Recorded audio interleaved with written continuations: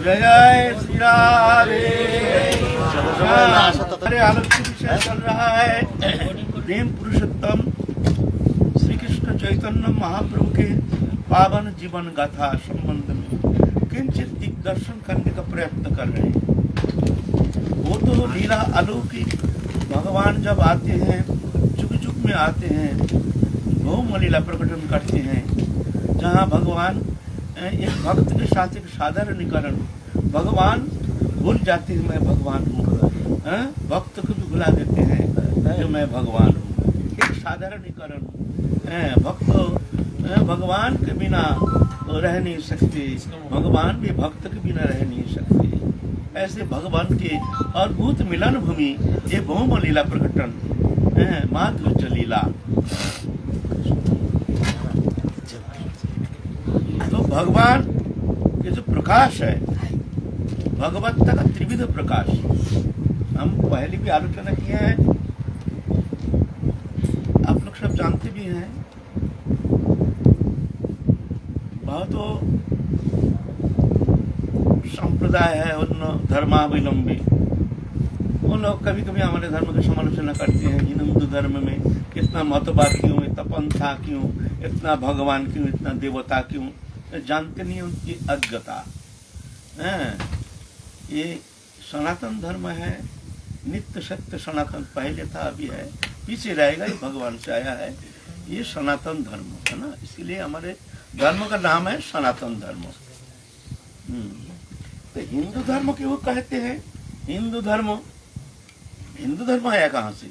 वास्तव में हमारे धर्म का नाम हिंदू धर्म नहीं है, हमारे धर्म का नाम है सनातन धर्म। सिंधु सभ्यता, सिंधु प्रदेश में ये सभ्यता का विस्तार हुआ है। पहले पंचनदी देश, इरावती चंद्रभागा शतद्र वितस्ता सिंधु, वहाँ बहुत सुंदर भूमि, वहाँ जाकर के सभ्यता का प्रथम विस्तार हुआ है। आए हैं बाहर से, वहाँ रहते थे, वहाँ जाकर के विस्तार धीरे धीरे उस सभ्यता का प्रकाश धीरे धीरे भारत में आकर के उनको बसत की है। सुंदर भूमि, यहाँ बड़े सुंदर भूमि, जलवायु आदि अति सुंदर, इसलिए भारत में आकर के धीरे धीरे ये सभ्यता का विस्तार प्राप्त हुआ है। तो सिंधु सभ्यता से हिंदू सभ्यता, हिंदू, वहाँ के लोग ना स्व उच्चारण करने में थोड़ा सा उनको ऐसा नहीं, कहीं भाषा का थोड़ा सा परिवर्तन हो गया है। तो सिंधु सभ्यता से हिंदू सभ्यता, सिंधु प्रदेश के जो धर्म है, वहाँ के जो धर्मावलंबी उनको कहते हैं हिंदू धर्म, हिंदू धर्मावलंबी हिंदू है। यही है इतिहास, कहते हैं हिंदू धर्म। वास्तव में हमारे धर्म हिंदू धर्म नहीं, हमारे धर्म सनातन धर्म, विश्व मानव धर्म। यह धर्म विश्व मानव धर्म, समस्त मनुष्य जाति के लिए। ये कोई जातिवाद संकीर्णता यहाँ है नहीं, ये जाति विशेष के लिए, गोष्ठी विशेष के लिए, संप्रदाय विशेष के लिए ये धर्म नहीं है।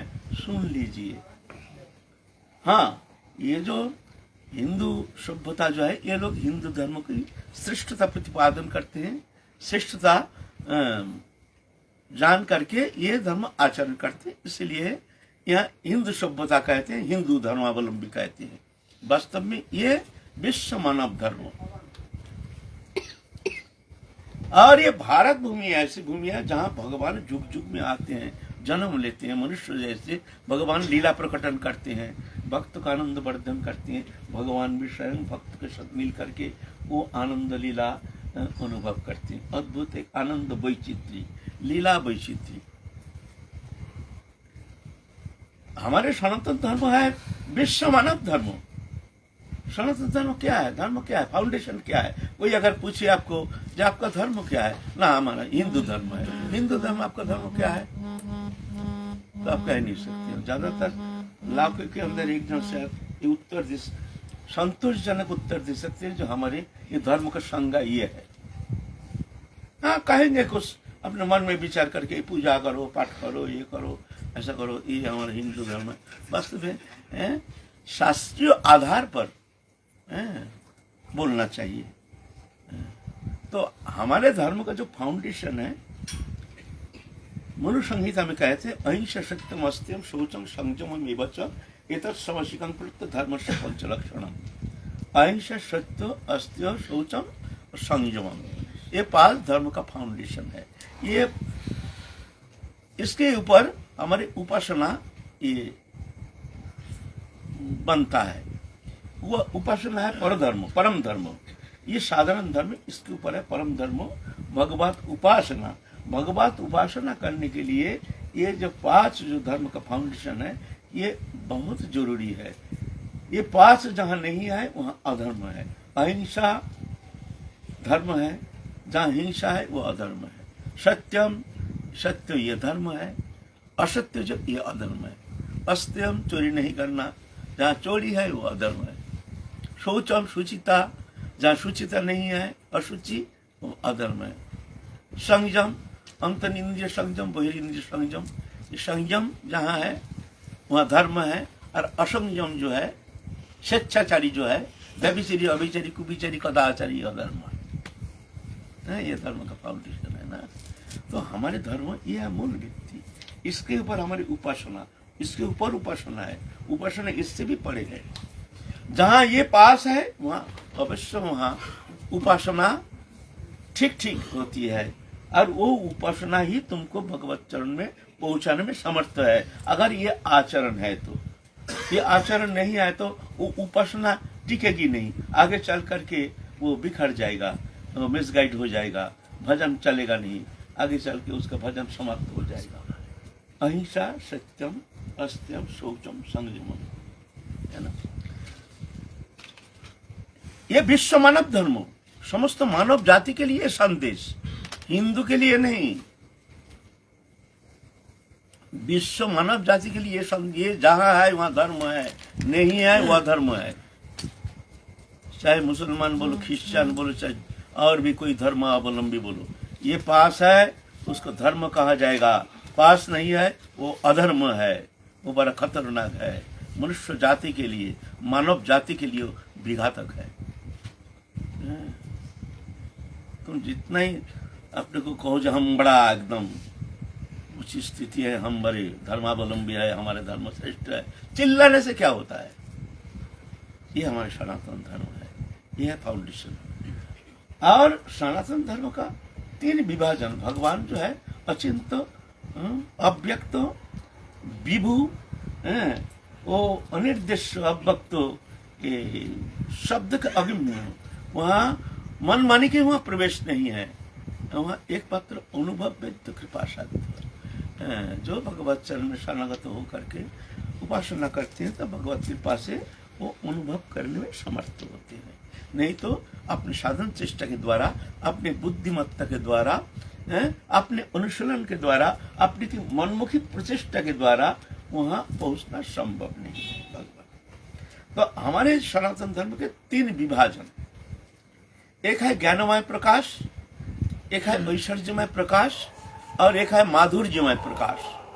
3 प्रकाश है और तीनों सत्य है, तीनों विभु है, तीनों अनंत है। ज्ञानमय प्रकाश जहाँ भगवान नाम रूप गुण लीला रहित एक अव्यक्त भगवान प्रकाश मात्र, जिसको निर्विशेष ब्रह्म ज्ञान, निर्विशेष ब्रह्म उपासना कहते हैं। ये भी हमारे धर्म में स्वीकृत है। ऐसा नहीं जो निर्गुण उपासना करते हो झूठ है, और निर्गुणवादी कहते हैं जो सगुण उपासना करते वो झूठ है, वो माया है। भगवान का कभी शरीर होता है, भगवान का हाथ पाँव होता है, भगवान का कभी भूख लगता है, वो जानता नहीं है वो जानता नहीं है, उनका दोष नहीं है ना। तो ये त्रिविध प्रकाश, एक ज्ञानमय प्रकाश, एक ऐश्वर्यमय प्रकाश, एक माधुर्यमय प्रकाश। ज्ञानमय प्रकाश यत्ता कर्म निर्देशम अव्यक्तं परिजीवसते सर्वत्र चिन्तचक्रस्तमचलं ध्रुवं संयमेन्द्र ग्रामं सर्वत्र समबुद्धय ते प्राप्नुवन्ति मामेव सर्वभूत इति रता। ये ज्ञानमय प्रकाश।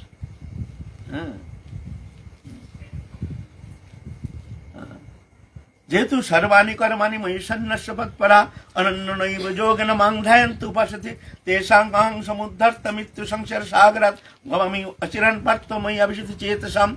ये है सगुण ब्रह्म उपासना, भक्ता तनन्या सुख अहम एवं विदर्जुन ज्ञातुम दृष्टुंच तत्तेन प्रविष्टुंच परंतप।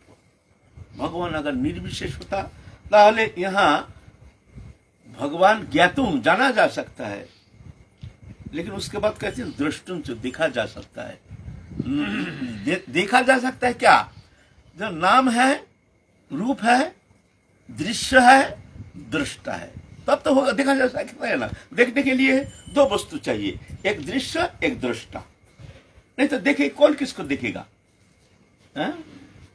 भगवान अगर निर्विशेष निर्गुण है तो यहाँ अनुभव किया जा सकता है। ज्ञातुम, बस यहाँ समाप्त हो जाता गीता के शब्दों से, ज्ञातुम भगवान को जाना जा सकता है। लेकिन न कहते दृष्टुम, उनको दिखा जा सकता है। देखने के लिए दो वस्तु, एक दृश्य एक दृष्टा, और रूप नाम रूपात्मक स्वरूप अचिंत सच्चिदानंद विग्रह, है ना।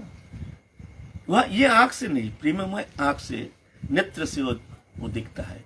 जड़ीय नेत्र से वो रूप देखना कदापि संभव नहीं है। प्रेम नेत्र से जाकर के भगवत वो रूप दर्शन करने में समर्थ होते हैं। वो अचिंत अव्यक्त अनिट दृश्य है, वो भगवत कृपा साध्य है, वो अनुभव वेद्य है। अनुभव के द्वारा भगवत कृपा से जाकर के वो रूप दर्शन हो सकता है ना।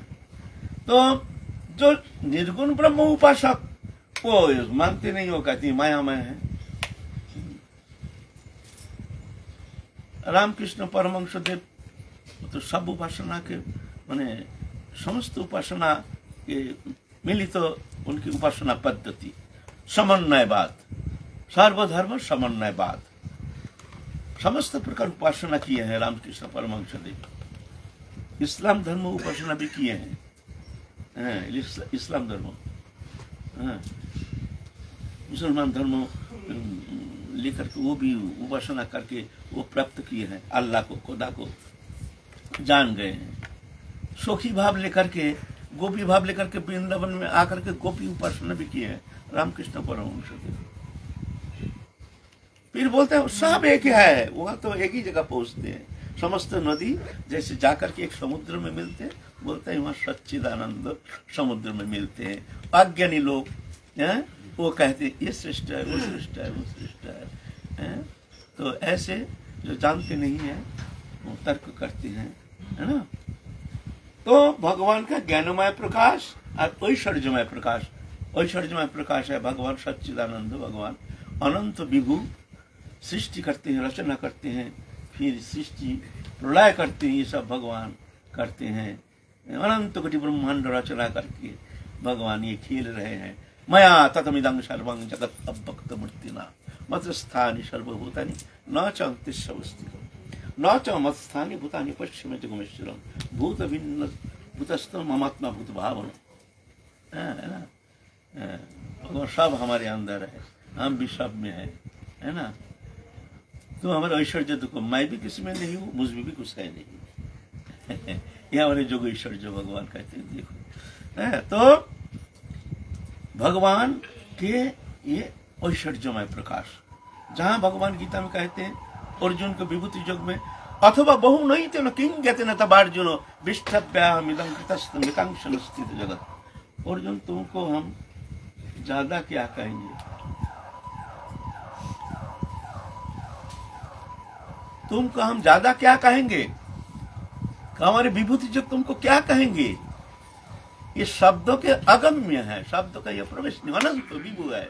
फिर भी तुमको कह रहे हैं मैं इसमें हूँ, उसमें वो हूँ, ऐसे हूँ, देवता में इंद्र हूँ, यज्ञ में नाम यज्ञ हूँ, ऐसे यज्ञ।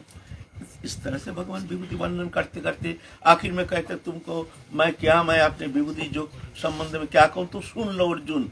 अनंत कोटि ब्रह्मांड सृष्टि जो है, सृष्टि जगत जो है, एकांश स्थित जगत मैं अपने एक कण में धारण करके रखा हूँ। यह है भगवान के ऐश्वर्यमय प्रकाश। यह भगवान विभु है, यहाँ भगवान का भूख प्यासा है नहीं, बस है, बस शांत भाव यहाँ। फिर है माधुर्यमय प्रकाश, ये कुछ अलग प्रकाश है। यहाँ भगवान भूल जाते हैं मैं भगवान हूँ, और भक्त भी मानने के लिए तैयार नहीं जो हमारे मित्र भगवान है। ये है वृंदावनी माधुर्यमय प्रकाश, जहाँ भगवान भूल जाते हैं जोगमाया द्वारा। नाहं प्रकाश सर्वस्व जोगमाया समावृता मूरो यं न विजानाति लोक माम अजमब्बन। अजो पिशन अव्यात्मा भूतानाम ईश्वर पिशन प्रकृति समुदिष्ट संभवामी आत्म माया। जोगमाया को आश्रय करके मैं अपनी इस तरह से सगुण स्वरूप हमारे प्रेममय स्वरूप को प्रकट करता हूँ, है ना। तो ये वृंदावन में है माधुर्य उपासना। माधुर्य माने जहां भगवान भूल जाते हैं जो मैं भगवान हूं। एक साधारणीकरण, मुग्ध प्राकृत मुग्धवत, भगवान भी प्राकृत मुग्धवत नरोचित लीला करण करते हैं, साधारण मनुष्य जैसे करते हैं ऐसे। और भक्त भी वो मानने के लिए तैयार नहीं जो ये भगवान है, मानने के लिए तैयार। एक बार भगवान अपने ऐश्वर्य दिखाने के लिए गोष्ठ में गए हैं, सब गोप बालक आदि लेकर के देखते हैं हमारे शाखा जो है ये लोग कैसे प्रेम करते हैं हमको। ये साधारण मानते हैं ना भगवान मानते हैं। भगवान तो मानना चाहिए, क्योंकि ये लोग देखा है मैं अघासुर बकासुर इत्यादि समय निधन किया हूँ। ये तो खुद अपने आँख से देखे हैं, तो इसीलिए तो मानना चाहिए। मैं दावानल को भक्षण किया हूँ, मैं उरिष्टासुर को मारा हूँ, मैं तीनावर्त को मारा हूँ, इसीलिए देखूं इन लोगों का भाव क्या है।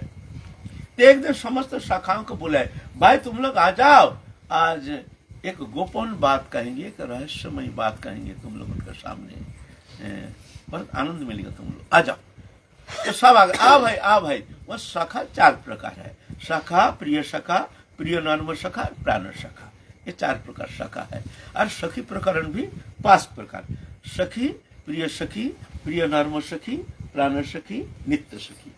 सखी प्रकरण 5 प्रकार, सपक्षा, विपक्षा, सुहृद पक्षा, तटस्थ पक्षा, 4 प्रकार सखी प्रकरण। सपक्षा जो राधा रानी के पक्ष लेते हैं, कृष्ण का भी पक्ष नहीं लेते हैं, समय आने पर राधा रानी के पक्ष में जाएंगे, कृष्ण का भी विरोध करना शुरू कर दिए। विपक्षा चंद्रावली आदि, चंद्रावली आदि है विपक्षा। सुहृद पक्षा, सुहृद पक्षा है ललिता विशाखा चित्र हिंदुलका चंपकलता रंग देवी तुंग विद्या सुदेवी आदि जो सुहृद पक्षा। सुहृद माने प्रेम रखते हैं, कृष्ण से भी प्रेम रखते हैं, राधा रानी से भी प्रेम रखते हैं, लेकिन पक्ष लेते हैं राधा रानी की, राधा रानी के साथ रहते। सपक्ष, विपक्ष, सुहृद पक्षा। और एक है तटस्थ पक्ष ना, जब झगड़ा होता है दोनों आपस में, राधा कृष्ण जुगल का जब झगड़ा होता है, प्रेम कलह, कलह के समय वो कृष्ण स्नेहादि का होने के कारण वो है कृष्ण स्नेहादि का समस्नेहा। राधा रानी में प्रेम रखते हैं, कृष्ण में भी कम नहीं। जब आपस में दोनों में जब झगड़ा होता है तब वो किसका पक्ष लेंगे? चल सके हम लोग चलें भाई, ये झगड़ा में हम लोग हैं, चल सके चल बोल करके एक सखी चल रहे भाई ये मानते नहीं है भाई चल ना। राधा रानी का पक्ष लेता कृष्ण नाराज हो जाएंगे, ये उसमें प्रेम है, वहाँ एकदम निस्वार्थ तो नहीं है, एक तो शंभु की चमी प्रेम, एक तटस्था जो तद्भाव इच्छामी, एक संभव इच्छामी आपने ससुख वासना किंचित है, और तद्भाव इच्छामी अपना सुख इच्छा रही, अपना सुख की कोई अनुसंधान नहीं। राधा रानी के सुख संपादन ही एकमात्र हमारे उद्देश्य, कृष्ण के सुख संपादन ही हमारे प्रेम के एकमात्र उद्देश्य, और कोई उद्देश्य नहीं। हम प्रेम क्यों करते हैं ना, अपने सुख का अनुसंधान करने का हमारे कोई इच्छा नहीं। हम चाहते हैं हमारे इष्ट वो प्रसन्न हो जाए, उनकी प्रसन्नता ही हमारे भजन का एकमात्र लक्ष्य है। ये है तद्भावेच्छमयी, है ना। तो ये जो सखी है, ये कृष्ण स्नेहाधिका या तटस्थ पक्षा, ये कृष्ण में प्रेम रखते हैं, थोड़ा कुछ ससुख वासना है। और ये जो मंजरी है, ये कोई ससुख वासना रहित, बस राधा रानी के सुख से सुखी, दुख से दुखी, अपने सुख पाने का किंचित मात्र इच्छा नहीं। कभी मान लीजिए राधा रानी की सेवा में तत्पर है और राधा रानी के रूप माधुर्य देख करके, उनकी अद्भुत माधुरिमा देख करके कभी भीतर में सामान्य विकार, सामान्य स्तंभ बना जाती है, जिससे कभी कभी हाथ से पंखा गिर जाती है। इसमें आपने को धिक्कार देती हैं कि धिक्कार है मेरे आनंद को, मैं सेवा की उपयोगी नहीं हूं, मैं सेवा में बाधा, देखो मैं पंखा कर रही हूं और पंखा गिर गए, राधा रानी के ऊपर पंखा गिर गए, दुखी हो जाते हैं, आदर नहीं करते हैं, धिक्कार देते हैं वो आनंद को। ऐसा आनंद हमको चाहिए नहीं, जो आनंद हमारी सेवा में बाधा पहुंचाती है, वो आनंद हमको चाहिए नहीं। ये है तद्भावेच्छमयी, है ना। तो शाखा जो है, यह चतुर्विध शाखा है। शाखा प्रिय शाखा, प्रिय नर्म शाखा, प्राण शाखा, नित्य शाखा। एक साधारण शाखा है, कृष्ण से छोटा है, और एक शाखा है कृष्ण से बड़ा। ग्वारिया है ना, गाय चढ़ाते हैं, वह बड़ा भी रहता है, बड़े बड़े भी बहुत है, उन लोग से भी तू मैं करते हैं। और कृष्ण से उम्र से छोटे ये भी है, ये भी तू मैं करते हैं, लेकिन थोड़ा सा व्यवधान है। जो कृष्ण से उम्र से बड़ा है, ये थोड़ा सा मान्यता है, संभ्रम है, मजाक करते हैं, हंसी करते हैं, लेकिन थोड़ा बड़े होने का कारण थोड़ा मान्यता है।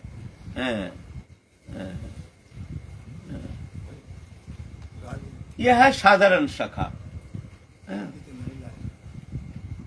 और प्रिय शाखा जो सम उम्र के हैं, सम उम्र, एक ही उम्र के हैं, यह है प्रिय शाखा। प्रिय नर्म शाखा, उसके अंदर जो विशेष अंतरंग, जिनके साथ उठते हैं, बैठते हैं, खाते हैं, सोते हैं, ऐसा है ना। दोस्त तो बहुत है फ्रेंड सर्कल में, कई दोस्त होता है जो उठते हैं, बैठते हैं, चलते हैं, फिरते हैं, यह प्रिय शाखा। और प्रिय शाखा, फिर प्रिय नर्म शाखा, उससे भी अधिक, जो मन की गोपन बात भी कहती है, मन में जो हम सबको कहते नहीं है, लेकिन हमारी जो प्रिय नर्म शाखा है, उससे हम समस्त गोपनीय बात कहते हैं। ऐसे ऐसे कृष्ण कहाँ जाते हैं सखियों के साथ, कहाँ विहार करने के लिए कृष्ण कब जाएंगे, कैसे जाएंगे, ये जैसे अंतरंग शाखा जो है, जो जैसे मधुमंगल, जैसे स्तुक कृष्ण, जैसे श्रीदाम, जैसे सुबर शाखा आदि। और एक प्राण शाखा। प्राण शाखा तो सिर्फ एक जन, कृष्ण का प्राण शाखा, वह सुबर शाखा। सुबर शाखा पत्रवाहक भी है, पत्रवाहक भी है, पत्र लिख करके सुबल शाखा के माध्यम से राधा रानी के पास पहुंचाते हैं, और किसी से नहीं है। और सुबल राधा रानी के भाई होने के कारण देखने में भी राधा रानी के जैसे ही है। कभी कभी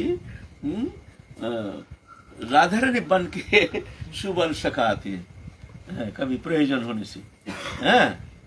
तो यह है प्राण शाखा, चतुर्विध शाखा है। तो समस्त शाखाओं को बुलाए, बुला के कहते हैं, भाई हम लोग एक गोपन बात कह रहे हैं, ये बताओ, तुम लोग तो देखो मैं भगवान हूँ, मैं अगासुर मारा हूँ, बकासुर मारा हूँ, मैं दंत्र तीनावर्त को मारा हूँ, मैं अरिष्टासुर को मारा हूँ, तुम लोग सब देखे हो, तो तुम लोग तो जानते हो मैं भगवान हूँ। तो इसीलिए भाई मैं बहुत प्रसन्न हूँ तुम्हारे ऊपर, तुम लोगों को जो प्रेम जो है, ये ऋण हम कभी चुका नहीं पाएंगे। फिर भी मेरे मन में इच्छा होती है कि मैं अपने सखाओं को, अपने भक्तों को तो कुछ तो दूं। मैं भगवान होने के कारण मैं तो चाहता हूँ हमारे सखा को मैं जी भर के कुछ वस्तु दूं। इसीलिए मैं आज कह रहा हूँ, भाई सखा, तुम लोग अपने मन में जो वस्तु इच्छा है हमसे मांग लो, जिसका जो मन चाहे आज मैं खोल करके तुम लोगों को वो वस्तु दूंगा। चाहे वैकुंठ ऐश्वर्य मांगो, स्वर्ग के इंद्र पद मांगो, कुछ मांगो। ऐसे जब कह दिया भाई, एक शाखा के मुंह में दिख रहे हैं, वो उसके मुंह में दिख रहे हैं।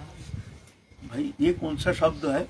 आप धीरे धीरे हंसी शुरू हो गया, धीरे धीरे हंसी शुरू। ये उसको क्या कह रहा है शाखा कन्हैया, क्या कह रहे हैं? फिर तो भाई हंसते हंसते भाई ये उसको, अरे देखो हमारे भैया कन्हैया, ये हमारा भगवान भैया हो गया। भगवान हमारे भैया कन्हैया ये भगवान हो गया। देखो भाई इतना हंसते हंसते माने वो इसके ऊपर कूद पड़ता है, वो उसको छलांग मारता है। ऐसे करते करते फिर एक जना के तो कृष्ण को मुंह को ऐसा पकड़ के चित कर दिया पीछे से आकर के। देखो भाई मैं भगवान को चित कर दिया, देखा मेरा ताकत देखो, मैं भगवान को चित कर दिया। और एक जन आकर के फट कृष्ण के कंधे पे चढ़ गया। देखो भाई मैं भगवान के कंधे पे चढ़ गया। अरे भैया भगवान, देखो भैया मैं भगवान को घोड़ा बना लिया। देखो भगवान। अरे एक जन आके कृष्ण का पांव पकड़ के खींचना शुरू कर दिया। देखो भाई मैं भगवान को पांव पकड़ के खींच रहा हूँ। देखो भगवान भैया, भैया भगवान, भैया कृष्ण को तो पागल वाला दिया, एकदम पागल। आप मैंने कोई यहाँ से धक्का मारता है, कोई ये धक्का मारता है, कोई कंधे पे चढ़ता है, कोई टूटती पर चित कर देता है। ऐसे करके भाई कृष्ण को एकदम भगवान को पागल बना दिया। भगवान को एकदम पागल बना दिया। तब भगवान फिर नाराज हो गए। भाई तो ऐसा हो रहा हम खेलेंगे नहीं, तुम लोग बड़ा मजाक करते हो। तुम लोग हम कहते हैं तो मैं भगवान तुम लोग देखे हो, फिर देख करके भी तुम ऐसे मजाक करते हो। हमको भगवान मानने के लिए तैयार नहीं हो, मत मानो, लेकिन ऐसे मजाक करते हो ऐसे। अच्छा भैया चुप मजा मत करो, मजा मत करो। भगवान भैया भैया भगवान तो चुप बैठ जा, चुपचाप। इतना में श्रीराम सखाया है। सुनो भाई श्रीराम, सुनो भाई चुप रहो, मैं अभी परिचय देता हूं। ये भगवान है, ये जो चाहे कर सकता है। अच्छा सुन कन्हैया, तू और हम कुश्ती लड़ेंगे। तू हमको अगर चित कर दिया तो जानेंगे तू भगवान है। तेरा जैसे भगवान का मैं कितना बार चित कर दिया। चल आजा मेरे सामने, आजा, अभी प्रमाण हो जाएगा तू कितना बड़ा भगवान है। तेरे से बड़ा भगवान तो मैं हूँ। चल तेरे को तो कितना बार चित कर दिया। हम चल मानने के लिए तैयार नहीं। आप कृष्ण बोलते हैं, देखते हैं भाई ये तो झमेला हो गया, ये तो भगवान बोलते हमको मानने के लिए तैयार ही नहीं है। ये हमारा तो इज्जत तो ढीला हो गया। भगवान कह रहे हैं हमारे भगवान का इज्जत ढीला हो गया। भगवान का इज्जत ही वहां बेइज्जती कर दिया भगवान को।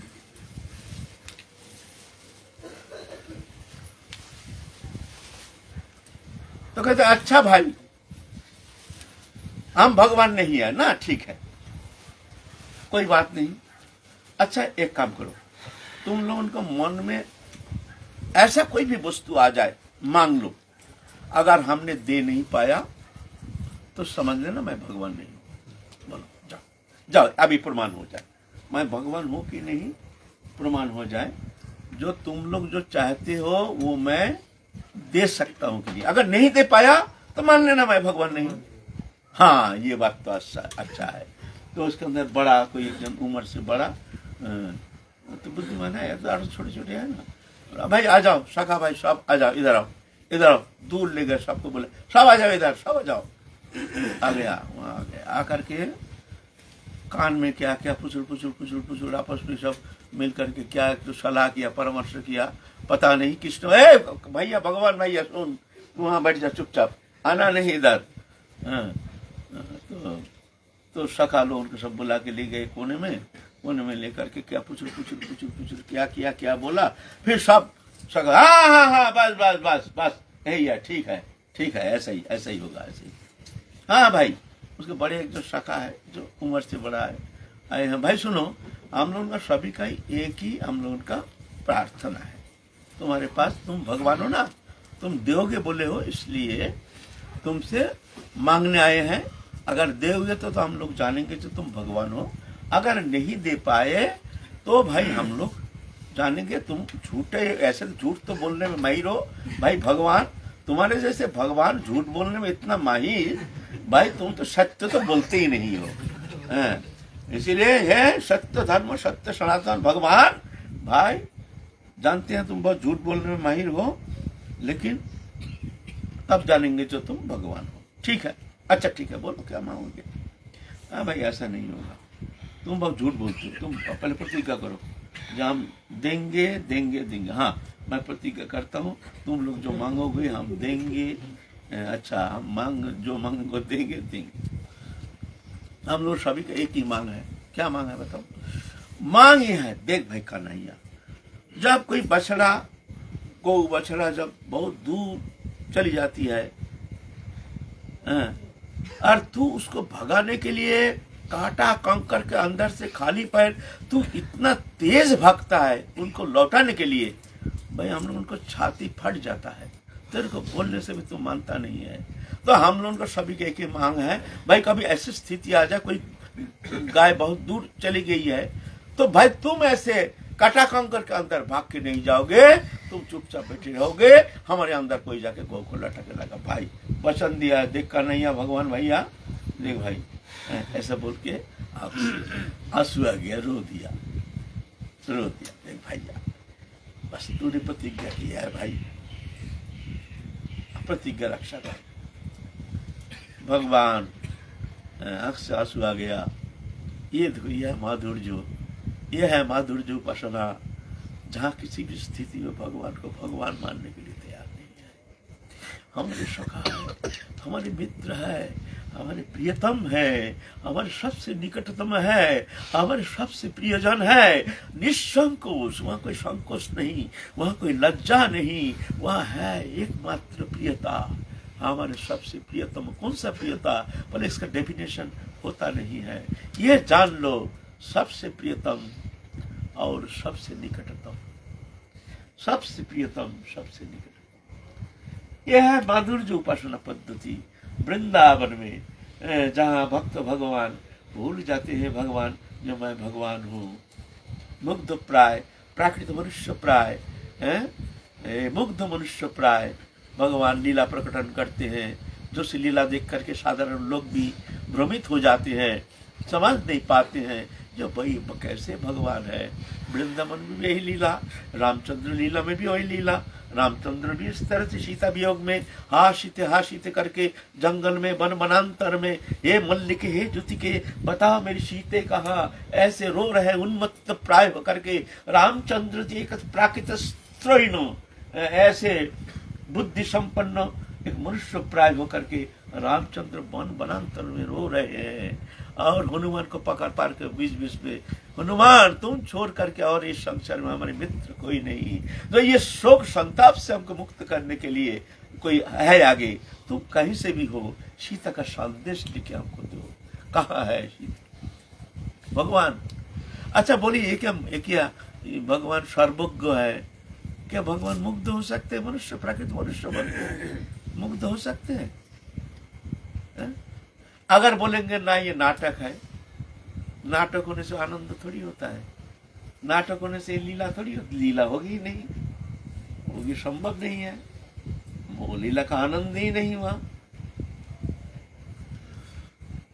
तो ये जो मुग्धता भगवान में, ये जो लीला है, लीला में भगवान मुग्धता और सर्वज्ञता जुगपत भगवान में विद्यमान रहती है। जुगपत लीला के अनुसार कभी मुग्धता कभी सर्वज्ञता, कभी मुग्धता जोगमाया, जोगमाया के द्वारा भगवान ये लीला जोगमाया को आश्रय करके नाहं प्रकृष्ट सर्वस्व योगमाया समन्विता मुरोहंग नविजानाति लोक मम अजम अव्ययम।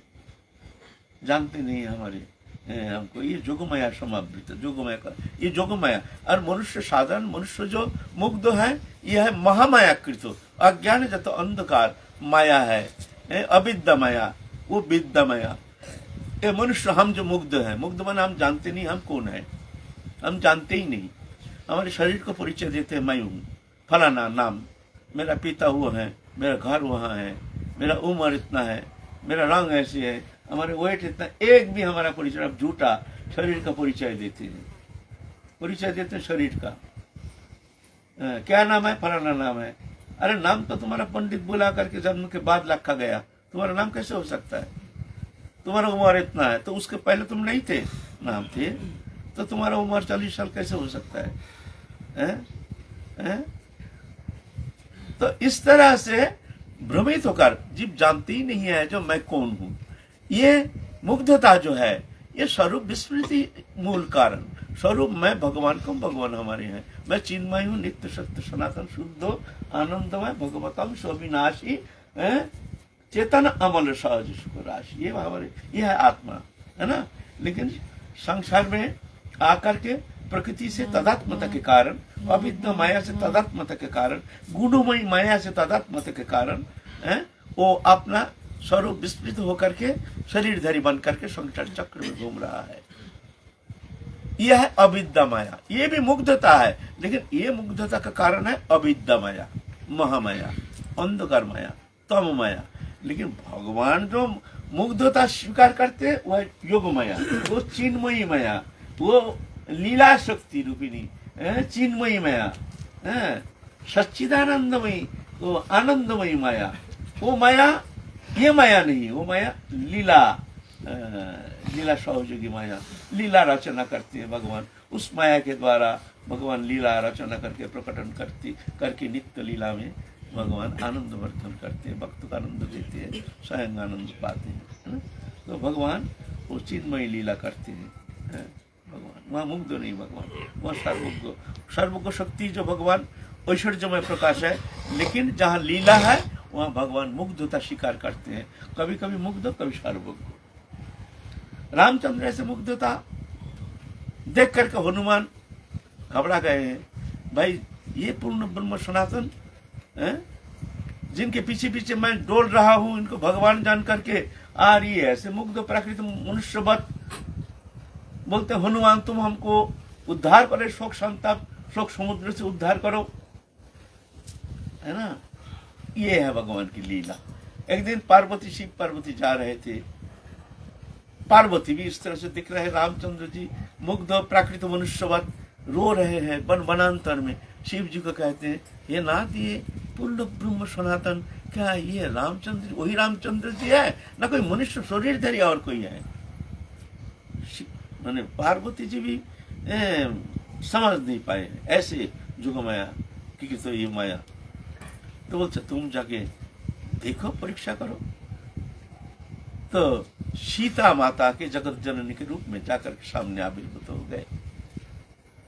देखते ही रामचंद्र जी एकदम स्वाभाविक, हे जगत जननी, हे पार्वती माते, हे मातेश्वरी, आप कैलाश छोड़ के यहाँ कहाँ जंगल में भ्रमण कर रहे हैं? ये है लीला। ये सर्वज्ञता और मुग्धता जुगपत भगवान में जुगपत में विराजमान रहता है। ये है भगवान के भौम लीला, ये है भगवान के माधुर्य लीला। तो इस माधुर्य लीला में प्रलुब्ध होकर के साधारण मनुष्य में भगवान के वो लीला अनुसरण करते हैं, लीला चिंतन करते हैं और अंतिम समय फिर जाके उनकी लीला में प्रवेश कर जाते हैं। वो लीला में प्रवेश करना और लीला की जो माधुर्य लीला के चरम आस्वादन, वो आस्वादन ही हमारे एकमात्र आराधना के सार वस्तु, ये महाप्रभु का अवदान है। जो ये मंजरी स्वरूप उपासना, राधा कृष्ण जुगल प्रेम उपासना, ये उपासना पद्धति महाप्रभु का अवदान। वो महाप्रभु ने ये प्रेम प्रदान करने के लिए माधुर्य रस के चरम पराकाष्ठा भवोल्लासरति मंजरी स्वरूप उपासना पद्धति, ये जगत को शिक्षा देने के लिए, प्रदान करने के लिए महाप्रभु आए हैं। तो नवद्वीप लीला समापन अंत आप महाप्रभु संन्यास लेकर गए हैं दक्षिण भारत में जा करके वहां परम भक्त राय रामानंद से मिले हैं। राय रामानंद ललिता सखी के अवतार, राय रामानंद उनको बड़े सादर सत्कार करके बैठे हैं, आपस में बैठ करके सत्संग कर रहे हैं। तो महाप्रभु पूर्ण ब्रह्म सनातन जानते हैं, फिर भी लोक शिक्षा के लिए प्रश्न करते हैं, रामानंद हम तुम्हारे पास आए हैं, हम तो मायावादी सन्यासी, तुम कृपा करके हमको बताओ साध्य साधन तत्व संबंध में निरूपण करो, श्रेष्ठ साधन पंथा कौन सा श्रेष्ठ पंथा है। तो राय रामानंद एक एक करके नीचे स्टेज से ऊपर जा रहे हैं। सबके लिए एक साधन पद्धति नहीं, संस्कार उसके जो संस्कार है तदनुसार वो भजन होता है। सबके लिए एक नहीं है, कोई सत्वगुणी संपन्न, कोई रजगुणी संपन्न, कोई तमगुणी संपन्न, ऐसे जिसके जैसे अधिकार तदनुसार ही उसका भजन करने का प्रवृत्ति होती है ना। सबके लिए एक भजन नहीं है। तो राय रामानंद पहले कहते हैं जो वर्णाश्रम धर्म आचरण करने से विष्णु भक्ति होती है। वर्णाश्रम धर्म ये एकदम प्राथमिक स्टेज है, जो ज्यादा समाज जीवन में रहते हैं, सामाजिक जीव, ज्यादा उपासना में उनकी रुचि नहीं, भगवान में उतनी रुचि नहीं, समाज जीवन में रह करके सामाजिक जीवन जो पहले चतुर्वर्ण था, ब्रह्मचर्य गारस्थ वानप्रस्थ संन्यास, चतुराश्रम, ब्राह्मण क्षत्रिय वैश्य शूद्र, तो अभी तो वह है नहीं। तो ये विषय में राय रामानंद कह रहे हैं जो ये उत्तम है। महाप्रभु कहते ये बाहर की बात है, तुम आगे और सुनाओ, उसको आगे की बात सुनाओ। तो राय रामानंद कहते हैं कर्म समर्पण ही उत्तम भजन है। जत करोषि जद स्नासी जत जोशी जदासी जत तब श्रेष्ठ तत्पुरुष मदर्पणम शुभ शुभ फल मोक्ष से कर्म बंधन संन्यास जगजुग विमुक्त मवश्यसी। जो भी करो, होम करो, यज्ञ करो, तपस्या करो, आहार करो, सब भगवान में समर्पण करो, इस पर तुम समस्त कर्म बंधन से मुक्त होकर के भगवत सान्निध्य प्राप्त करने में समर्थ हो जाओ। यह वो भक्ति, वो प्रेम नहीं। इसलिए महाप्रभु कहते हैं ये भी बाहर की विषय, तुम आगे और सुनाओ। तो राय रामानंद तो दिखते हैं ये तो और आगे की सुनना चाहते हैं। तो राय रामानंद कहते आज्ञा एवं गुणान दोषान मया दृष्टान भी सकाल धर्मान संत्यज्य सर्वान जो मांग वजत सच सत्यम। वेद के द्वारा मैं जो विधि निषेध दिया गया, हमारे द्वारा जो वेद में विधि निषेध दिया गया है, समस्त विधि निषेध परित्याग करके सर्वत भाव से कायमनो भजन वाक्य से जो हमारे शरणागत होकर हमारे भजन करते हैं, बोले उत्तम भक्त है। फिर कहते हैं सर्वधर्मान परित्यज्य मामेकं शरणं व्रजो अहं त्वं सर्व पापेभ्यो मोक्षयिष्यामि मा शुचि। तो राय रामानंद महाप्रभु कहते हैं ये भी बाहर का है, अब तुम आगे कहो, आगे कहो। अब आगे की ये भी माने वो प्रेम भक्ति, प्रेम मिश्र प्रेम लक्षण भक्ति नहीं है, इसलिए महाप्रभु वहां जाना चाहते हैं। सर्वोपरि प्रेम है ना, ज्ञान ऐश्वर्य पार करके फिर आगे माधुर्य ना। तो फिर कहते हैं तुम आगे सुनाओ कुछ। तो राय रामानंद कहते हैं ब्रह्मभूत प्रसन्नता नाशचति नकंकति समा सर्वस्व भूति मद्भक्ति लभते परम। ब्रह्म भाव जो प्राप्त कर चुके हैं, ब्रह्मभूत ब्रह्म उपासना पद्धति में जो ब्रह्म भाव प्राप्त करते हैं, जहाँ अखंड ब्रह्म ज्ञान सभी ब्रह्ममय है, मत्ता परतरंग नान्यत किंचित् अस्ति धनंजय, समस्त ब्रह्ममय है, मैं हमसे पड़े और कोई वस्तु पदार्थ है नहीं। ये ब्रह्म उपासना पद्धति ब्रह्मभूत प्रसन्नता, आत्मा प्रसन्न हो गया और कोई कामना वासना है नहीं। क्यों? जहाँ जाने से ये जोड़िया विषय जो हमारे अभिनिवेश ये सब नष्ट हो जाता है। जोड़िया विषय अभिनिवेश हमारा तब तक रहता है जब तक देह में आत्मबुद्धि, शरीर में हूँ, इस कारण देहोदैहिक वस्तु पदार्थ में हमारी आसक्ति, ये आसक्ति का जड़ है शरीर में आत्मबुद्धि। शरीर मैं हूँ, इसलिए शरीर संबंधी वस्तु में आसक्ति का कारण मेरा है, मैं से मेरा है। मैं शरीर हूँ तो ये शरीर से संबंध पुत्र, कन्या, स्त्री मेरा है, और इससे संबंधित है, इसको सुख देने के लिए घर, मकान, दुकान वो मेरा है। उसको सुख देने के लिए चाहिए गाड़ी, बाड़ी, बैंक बैलेंस वो मेरा है। ये सब चेंज सिस्टम है, ये हमारे शरीर में तदात्मता हेतु आत्मबुद्धि के कारण ये सब मेरापन ये हमारा आसक्ति के जड़, अगर ये जड़ कहाँ है हमारा आसक्ति, ये आसक्ति कैसे जा सकती है? साधन के द्वारा जाना संभव नहीं है। जो साधन करके हम आसक्ति से ऊपर उठ जाएंगे।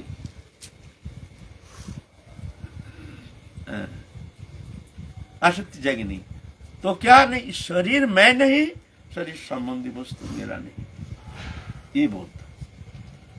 ये अहंकार जो है हमारे, अहंकार, अहंकार माने जड़ चेतन ग्रंथि से अहंकार तत्व का उद्भव बना हुआ है।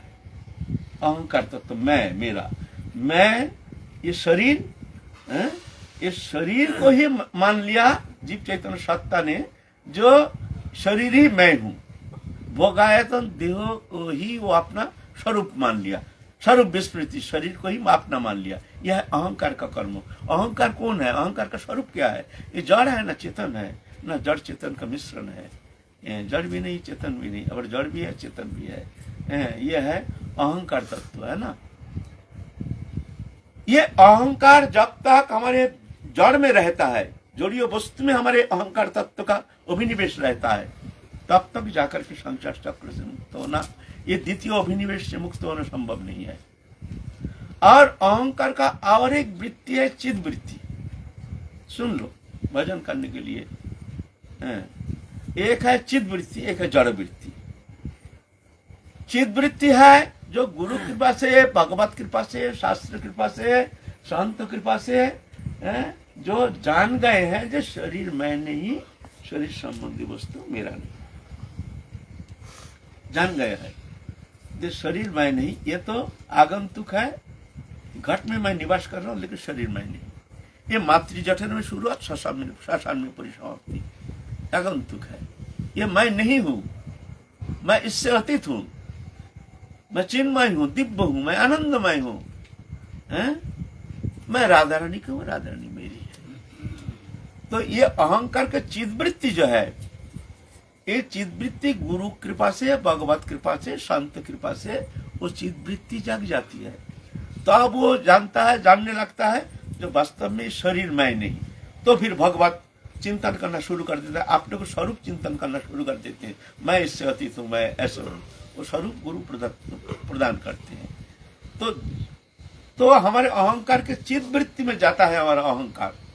तो ये अहंकार संसार चक्र से मुक्त करा करके भगवत सान्निध्य प्राप्त करा देते हैं, वो चिदवृत्ति में ले जाते हैं।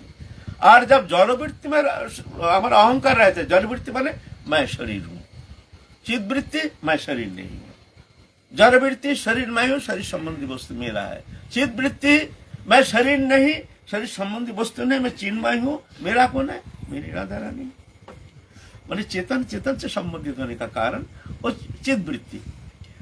जब ये चिदवृत्ति धीरे धीरे प्रबल होता है, पकड़ होता है, धीरे धीरे प्रगाढ़ होता है, तो अभी ऑटोमेटिकली जड़ वृत्ति हमारा समाप्त होना शुरू हो जाता है, ढीला पड़ जाता है हमारे ग्रंथि, जड़ वृत्ति ग्रंथि ढीला होते एक समय जाकर के चिदवृत्ति पूर्ण होता है, जाकर के हमारे स्वरूप में स्थित हो जाता है।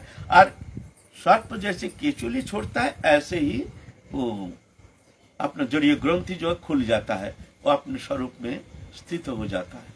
यह है प्रक्रिया, है ना। तो ये जब तक शरीर में आत्मबुद्धि है, तब तक जाकर के ये मोह जाना संभव नहीं है। हाँ, साधन क्रिया के द्वारा कोशिश कर सकते नहीं, ये मेरा नहीं, ये नहीं, ये नहीं, बोलने से क्या होगा? आसक्ति जाएगी नहीं, आसक्ति जाएगी नहीं, जाइए ना, छोड़ छाड़ के वृंदावन आ जाते हैं, चलो कुछ दिन रहेंगे, 3 दिन के बाद ही मन चंचल हो जाओ ना, बच्चा है, वो है, और ये है ना, चलो हो गया, फिर आएंगे कभी। अरे आगे अभी रहना, थोड़ा महीने भर रह जाओ ना, मरेगा नहीं वो लोग, जो बच्चा है, ठीक है, सब व्यवस्था है, नहीं होने से क्या होता है? आसक्ति। तो इसलिए ये ग्रंथि, ये जब तक ये चिद ग्रंथि जब प्रबल नहीं होता है, चिद भावना, तो जब ये जाएगा नहीं। तो ब्रह्मभूत जिस स्थिति में जाकर के ब्रह्म भाव प्राप्त होता है, आत्मा प्रसन्न हो जाता है, न सोचित कोई चिंता नहीं रहती है, न आकांक्षा कोई आकांक्षा नहीं रहती है, सम सर्वभूत भूतेषु, सब में समान दृष्टि आ जाती है, क्योंकि सब में वो भगवान की अवस्थिति। फिर मद भक्ति लभते पराम, हम में पराभक्ति प्राप्त करते हैं। अगर वो भक्ति देवी के आश्रय ग्रहण करते हैं तब भक्ति देवी की कृपा से उस समय जा करके वो पराभक्ति प्राप्त करने में समर्थ हो जाते हैं। ये फिर उस भक्ति के द्वारा भक्ति मम विजानति जमन तत्वं तत्तदेकथा विशते तदनंतरम, उस भक्ति के द्वारा मेरा कैसी विभाग है, मैं कैसी हूँ, मैं कौन हूँ, मेरी लीला कैसी है, मैं कैसे लीला प्रकटन कर ये सब विषय भक्ति देवी की कृपा से वो जान जाते हैं। फिर जाके हमें वो जा करके हमारी लीला में प्रवेश कर जाता है। तो महाप्रभु कहते हैं जो ये भी होता है कभी भक्ति में आई है ना, जब तब महाप्रभु कहते ये होता है, ऐसा होता है, लेकिन तुम आगे और कुछ सुनाओ। आप राय रमन देखते भाई इसके ऊपर और कुछ सुनना चाहते हैं।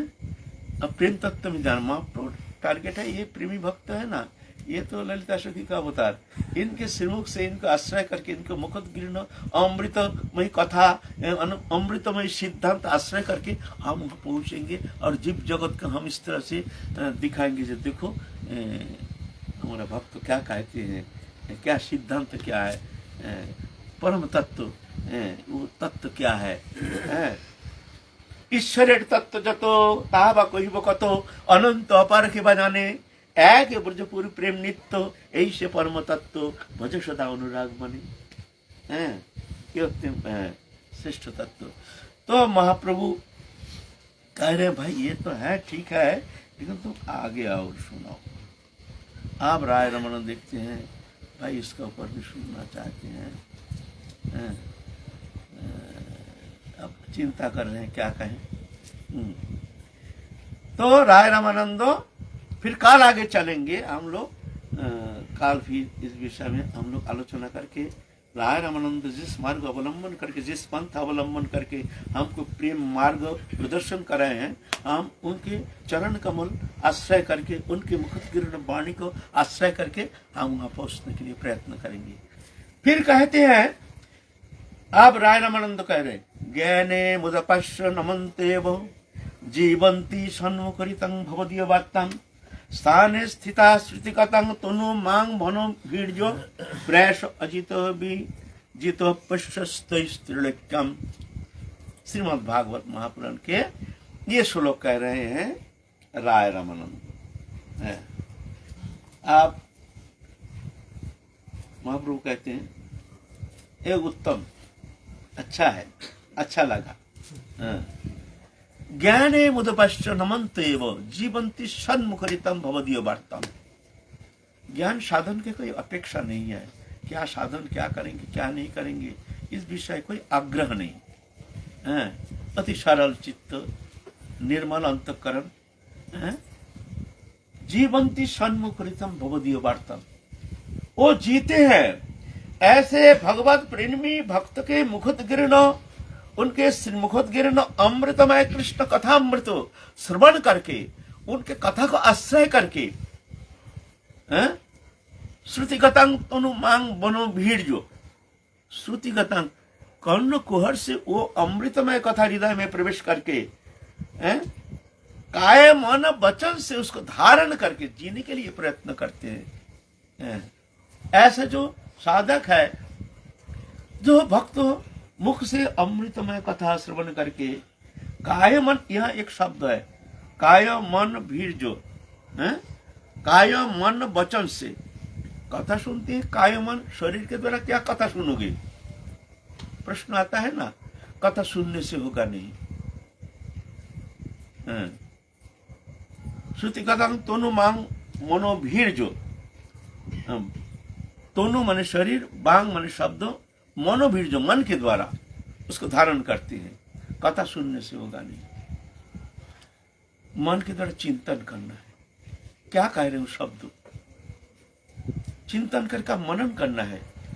हमको क्या करना है, क्या कह रहे हैं श्रीमद् भागवत महापुराण, भगवान क्या कह रहे हैं। ओ तो हम में तो ये कमी है ये कमी है, तो हमको तो ये जरूर करना पड़ेगा, हमको ये आचरण करना पड़ेगा, ये आचरण हम में कमी है, तो तनु माने शरीर के द्वारा वो आचरण करने का प्रयत्न। कथा सुन लिया लेकिन आचरण के लिए हमारे कोई आग्रह नहीं, तो वो कथा विशेष फलप्रद होता नहीं है, वो कथा ऐसा नहीं। इसीलिए काय मन वचन से कथा श्रवण करना। अरे कान से श्रवण करेंगे, काय मन वचन है ना, बोलते काय माने शरीर के द्वारा वो आचरण करने का चेष्टा है। ऐसा नहीं हम में ये कमी है, ये हमको नहीं करना है, ये नहीं करना है, ये नहीं करना है, ये करना है, ये करना है, विधि निषेध है। इस तरह से हमको आचरण करना पड़ेगा। मन के द्वारा चिंतन करना, मनन करना, भगवत कथा का मनन करना है, मनन करना चाहिए। हम लोग श्रवण करते हैं लेकिन मनन तो करते नहीं है। जब उठ के चले जाते हैं, पूछा जाए तो तुमने क्या कथा सुनने गए, क्या सुना बताओ, मुश्किल पड़ जाएगा। बाप तो शायद कह नहीं पाएंगे ये श्रवण किए हैं। तो ये मनन करने का चेष्टा करना चाहिए, मनन। अरे वचन के द्वारा, वचन के द्वारा, वाणी के द्वारा, वाणी के द्वारा भगवत उपासना, नाम गुण आदि लीला कीर्तन है न, मुख में नाम हरि नाम, मुख में भगवान के नाम, वाणी के द्वारा। इस तरह से जो संसार में रहकर, संसार में रहकर जो भगवत उपासना करते हैं, ज्ञाने मुदपश्य नमंत एव जीवंती, जीवन धारण करते हैं, भागदौड़ नहीं करते हैं, यहाँ जाते हैं वहां जाते हैं, ये तीर्थ जाते हैं, क्या रखा है? तीर्थ विर्थ में कुछ नहीं है, सब ये तीर्थ है। हृदय में धारण कर, हृदय में जानो तो हरे गोविंद विराजमान है। हृदय मंदिर में प्रवेश करना है। शरीर को गुहा में घुसाने से कुछ नहीं मिलता है, एक क्वालिफिकेशन बढ़ जाता है। बाबा गुहा में भजन करते हैं, एक दिन गुहा में भजन करते हैं, मट्टी के नीचे गड्ढा खोद करके, तो नाम हो जाता है, बाबा गुहा में भजन करते हैं। एक दिन का बैठा दिया बाहर, देखना कोई बेदर ना आ जाए, बाबा नाम तो हो ही जाता है, गुहा में भजन, मिट्टी के नीचे ना जाने क्या है वहाँ, हीरा मोती क्या मिल गया उनको। दूर से लोग जानते हैं जो बाबा जो गुहा में करते हैं, तो गुहा में हीरा मोती कुछ मिल गया है। उधर क्वालिफिकेशन बढ़ जाता है, बाबा गुहा में, गुहा वाले बाबा आते हैं, बड़े बड़े हम जैसे आ जाते हैं बहुत दर्शन करने के लिए। बाबा बम्बई से फलाना आए हैं, 2 मिनट के लिए सिर्फ आपको दर्शन करके चले जाएंगे। अच्छा भेज दो। गुहा के नीचे घुस गया, वहाँ 2 मिनट की जगह 2 घंटा बाद बजर बजर बजर बजर चले गए। बाबा फिर बैठ गए हैं, बाबा इटावा से फलाना आए हैं, 1 मिनट के लिए आपको दर्शन करके चले जाएंगे। अच्छा भेजो। फिर इटावा वाले आए हैं, वहाँ के बैठ गए। संध्या से ऐसे एक जन जा रहा, एक जन आ रहा, एक जन जा रहा। बाबा गुफा में भजन करते हैं, हीरा मोती मिल गया गुफा में। अरे गुफा में क्या रखा है? रखा है हृदय में, यहाँ पर रखा है, यहाँ प्रवेश करना है। मन को समस्त ओर से, समस्त चिंता से, समस्त वासना से, समस्त कामना से, समस्त इच्छा से मुक्त करा करके मन को भगवत चरण में लगाने के लिए हृदय में प्रवेश करना पड़ेगा, मनोरूप गुफा में घुसना पड़ेगा। मैं कह रहा हूँ मैं वहाँ स्थिति नहीं है, लेकिन फिर भी सत्य तो हमको कहना पड़ेगा। ये आसन में बैठ करके हमको सत्य कहना पड़ेगा, है ना, तब जाके तुम्हारा अनुभव खुलेगा। यहाँ से बाहर में कुछ नहीं है, हिमालय जाओ चाहे कहीं जाओ, बाहर कुछ नहीं, वही अनर्थ अनर्थ वही, हर जगह वही अनर्थ, कहीं ना कहीं अनर्थ मिलेगा ना। तुमको मनरूप गुहा में घुसना पड़ेगा, मन को केंद्रीभूत करो, मन को लगाने का चेष्टा करो। तो बाघ भालू तो बाबा दिन भर भूखे में रहता है। हाँ, बाघ भालू रहता है, शियार भी रहता है, सालू नाना रकम जीव जंतु गुहा में, कीड़ा मकोड़ा रहता है। तो क्या हुआ? अरे 60,000 वर्ष तक तपस्या करने के लिए पानी के नीचे गए शोभरी ऋषि। सबसे एकांत जगह कहाँ? पानी के नीचे। पानी के नीचे कालियादा में पानी के नीचे जाकर के तपस्या कर रहे शोभरी ऋषि। उससे एकांत और कोई स्थान है? बोलो। पानी के नीचे वहां तपस्या कर रहे हैं। एक दिन मछली का विहार देख करके उनका मन में न जाने पूर्व न जाने कौन सा संस्कार जागृति हो गई है। अरे भाई ये संसार तो हमने तपस्या तो बहुत कर ली, संसार तो हमने देखा नहीं। चलो भाई बहुत तपस्या कर लिया, जोग विभूति भी बहुत प्राप्त कर लिया, और कुछ दिन थोड़ा देख के ही आओ ना भाई ये क्या तमाशा है, इसका रंग भी थोड़ा देख लो। मन में संसार वासना जागे, क्या कहोगे तुम? पानी के नीचे तपस्या करके और 60,000 बच्चों तपस्या करके तो लकड़ी अस्थि है, हड्डी है, चामड़ा फामड़ा तो कुछ है नहीं, एकदम जटा है और हड्डी है, कंकाल, उसके ऊपर एक पतला चमड़ा का एक आवरण मात्र। आ रहे हैं दूर से तेज। मंदता ऋषि, मंदता राजा मंदता उनके वहां आ रहे हैं, उनके 50 कन्या है। दूर से देख करके मंदता दिखते हैं, बड़े अच्छा संत हैं, बड़े तपस्वी है, उनके शरीर से तेज बिखर रहा है। इनकी सेवा करने से हमको बहुत कुछ मिलेगा। अच्छा कर, खूब अच्छा हुआ। ऐसे तो सौभाग्य होता है कहीं संत सेवा करने का मौका मिल जाए, अगर वो संत सेवा करते हैं तो बहुत कुछ मिल सकता है। ऐसे जान करके मंदता ऋषि तो बड़े आदर करके बोले, महाराज आदेश कीजिए, हमारे लायक सेवा हो तो बताइए, क्या सेवा करूं, आप क्या चाहते, क्या चाहिए बताइए। तो कहते हैं हाँ अच्छा सेवा तो करनी है। देखिए हमको संसार रचना करना है, संसार रचना करने के लिए हमको एक कन्या चाहिए। हम सुना है आपके 50 कन्या है, उसमें से एक कन्या आप हमको दीजिए, हम संसार रचना करेंगे। आप मंदता जी से दिखे तो झमेला में पड़ गया, सेवा करने गए, ये लकड़ी के ऊपर चामड़ा का प्रोडक्ट, हमारा कन्या देंगे, हमारा कन्या का जीवन तो बर्बाद हो जाएगा। अरे भाई उसका भी जीवन में सुख शांति कुछ तो है, ये तो तपस्या है, या तपस्या करेंगे, हमारा कन्या क्यों तपस्या के पीछे पीछे घूमेंगे भाई? हाय हाय बहुत मुश्किल हो गया, ना कर दे तो भस्म कर देगा, तपस्या है। अब चिंता में पड़ गए भाई, हमारा जिस कन्या को कहेंगे वो तो दुखी हो जाएंगे। जो देखो पिताजी ने हमको ऐसे हमारे लिए एक हमारे पति निर्वाचन किए हैं, ऐसे हड्डी के ऊपर चामड़ा का प्रलेप, बस जाओ। कितना पिता हो कि हम कैसे उस दुख को सहन करेंगे? किस कन्या को कहेंगे तुम जाओ, 50 कन्या? तो चिंता कर रहे हैं भाई, कुछ तो बोलना पड़ेगा। तो एक बुद्धि आया मन में, कहते हैं महाराज आप एक काम कीजिए, आप भीतर जाइए, हमारे 50 कन्या है, जो कन्या आपको पसंद करेंगे उसको आप ले जाइए। तो जानता कोई कन्या पसंद नहीं करेगा, वो हड्डी चौकों वाला कौन पसंद करेगा? मंदता जान गए हैं चालाकी कर रहा, हमको तो कोई कन्या पसंद नहीं करेंगे, जान गए हैं। तो एकदम जोग विभूति तो है ना, कंदर्प जैसे शरीर बना लिया भीतर जाकर, कंदर्प। जो लोग कंदर्प है ना, कंदर्प सबसे सुंदर, सबसे सुंदर।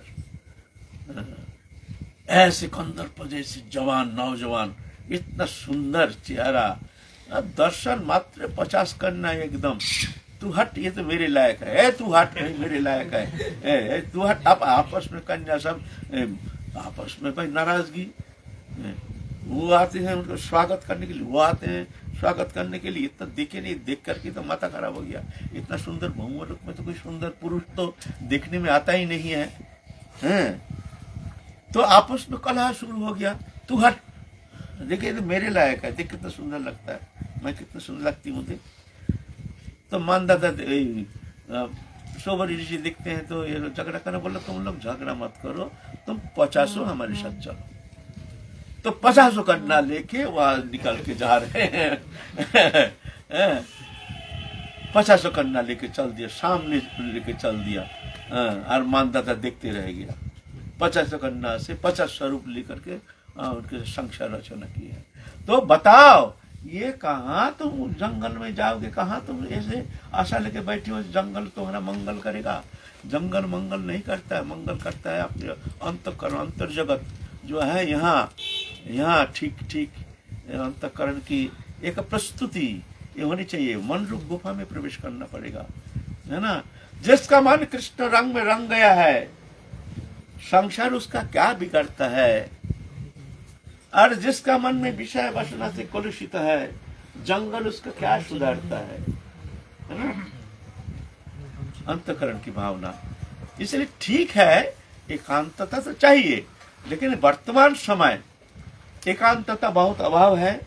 जंगल में जाओगे वहाँ बहुत बाधा विघ्न नाना प्रकार। हम देखिए हम बहुत जंगल घूम के आए हैं, हमारे बहुत सालों बीत गया ये ब्रज में, बहुत जंगल देखते देखते आ रहे हैं हम। देख करके यही जिस्ट सार हमने संग्रह किया। हमारे जो 45 साल की जो हमारे एक्सपीरियंस, जंगल का एक्सपीरियंस, हमने ये संग्रह किया जे एकांतता घर में अच्छा है। घर में एक अलग रूम ले लो, किसी से तुम मिलना नहीं, किसी से बात नहीं करना, समाज जीवन संसार जीवन से डिटैच्ड हो जाना, लेकिन रहना घर में, वहां तपस्या करो। एकांत माने एका अंत, तुम ही हो और कोई नहीं, उसको कहते एकांत। एकांत माने जंगल नहीं, एका अंत, तुम अकेला, अंत माने शेष, माने दूसरा कोई है नहीं, उसको कहते एकांत। एकांत माने जंगल नहीं। जंगल में जा करके, गुहा में जा करके भी अगर तुमको बहुत सारे तुम्हारे व्यवहार, लोग व्यवहार, तो जा करके थोड़ी